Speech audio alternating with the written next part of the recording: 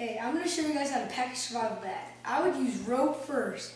Rope is just to help you get out of a jam, to hang things up, tie things down, to climb out of a canyon, just tie it to a tree and just rappel down the canyon. Pretty much the rope. Okay. Next, you would use the hatchet. The hatchet would be used for like helping you build a shelter, cutting logs, or just, that's some of the uses of the hatchet. There's a bunch more. Okay. Next would be the knife.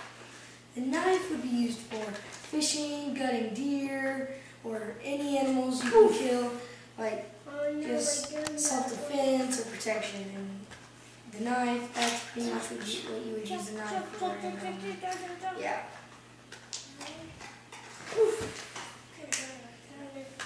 Next, you would use the flare gun. You would use the flare gun in situations when it's dark and there's a, like an airplane or a helicopter flying over your head. You would just pull the barrel out, put a little shell in it like this, and then snap it, and then shoot it up in the air. Next would be the rescue mirror. You would, in the daytime, you would shine a rescue mirror at like pilots and stuff like that, just to get their attention and just tell them where to go.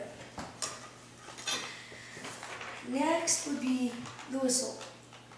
You would just, if you heard voices on the ground, like looking for you or something, you would just blow the whistle, and they would hear you and they would come find you.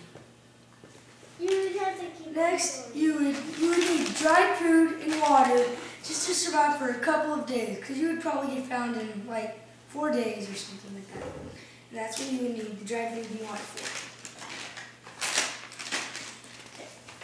Next would be a GPS. The GPS is very important. It tells you where you are and where to go, and just very important, because if you're lost, you can find your way back or just something like that.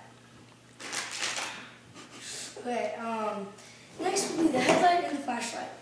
You could use these to figure out which way you're going. Like, you could use the headlight for just to use both hands, and if you're starting a fire, you could just put this on your head and click it, and you could see and like that, and you would just shine this if you only need one hand, because this one's much brighter, and you would just use that one if you only need one hand.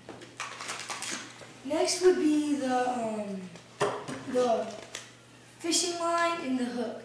You could just find a stick, tie the fishing line to the end of the stick, and then tie a hook to the end of the fishing line, and you could just dig up some worms, find bugs like that, and you would just throw your fish. You would just throw the line in there and hope that the fish bites. And you kick it. Okay.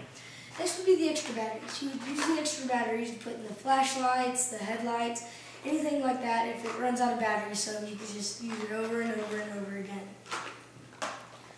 The emergency lighter is very important in your survival kit.